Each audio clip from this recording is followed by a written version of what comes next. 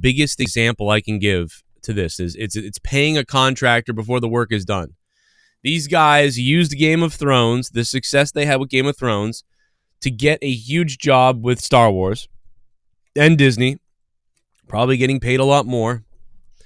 But Bennett from Weiss signed a deal with Netflix in August, reportedly $200 million to produce this, and it's done. It was supposed to arrive in 2022.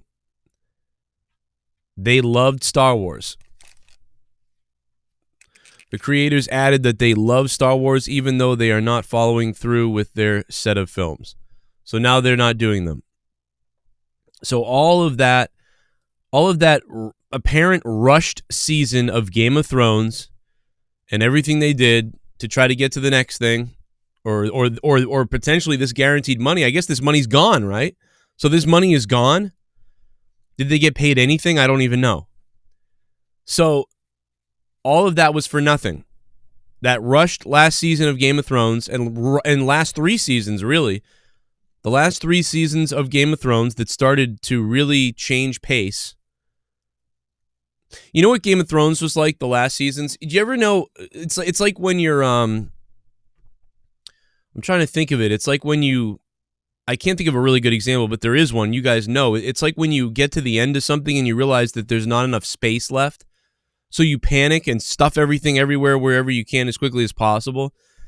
That's what it was like. It was like Game of Thrones had this slow, methodical, great pace, almost like Lord of the Rings-like sort of vibe and pace, which actually is too slow of a pace for me.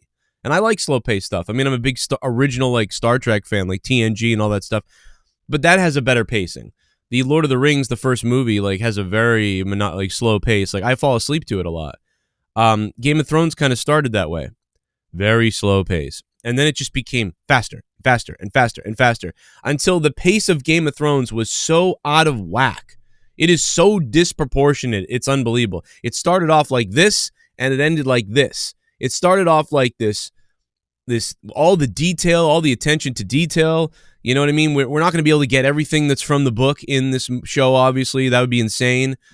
But more and more, it just became like fill the pockets. Like it was just so strange. And I suppose you could say that comes from not having the book material to sort of paint the picture for you a little bit clearer. So you just went with the results. Here's the result of that. Here's the result of this. Here's the result of that. But also the results weren't very good either. So you had no build. It was just weird. You guys know. Everybody knows about Game of Thrones and what happened.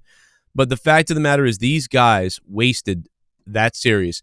What could have been, if they'd finished that 8th and 9th and 7th, 8th and 9th season, whatever they were, I don't even remember the seasons now. If they were to finish those last 3 seasons off, especially the last one, with a lot more care and better story writing, you would have had, people would have called that the greatest, potentially the greatest series of all time. It would have been called that. And it went from being, I believe, like a 9 out of 10 series. And I think it dropped down to a 7 because of the ending. Like a 7.5 series out of 10. Overall, because of that ending. Because I'm not sure. I really don't. I will probably one more time in my life watch the entire Game of Thrones series again. But every time we get to that last season, especially if it's with my wife, we're both going to bitch and complain and be like, here we go, like, here's this, you know, and it's like, that's not good. Oh my God, I just can't believe it, man. They're done. They're not going to be doing the Star Wars movies. After all that rushing to get out of Game of Thrones, these guys are not doing the Star Wars movies. This is nuts. Corrupted Nation, everybody, guys, subscribe. We'll be live tonight with Throwdown at 10 p.m. Eastern Time, live right here on YouTube. Come hang out with us. We'll talk about this and a bunch of other shit. If you mismonetized this from this past week, it was pretty funny, man. Enjoy that. A lot of funny shit. And also join the Patreon. If you haven't joined the Patreon, please jump over there.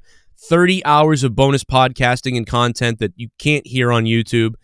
I want to say thank you to Mr. Eugene, who just became $25 producer level.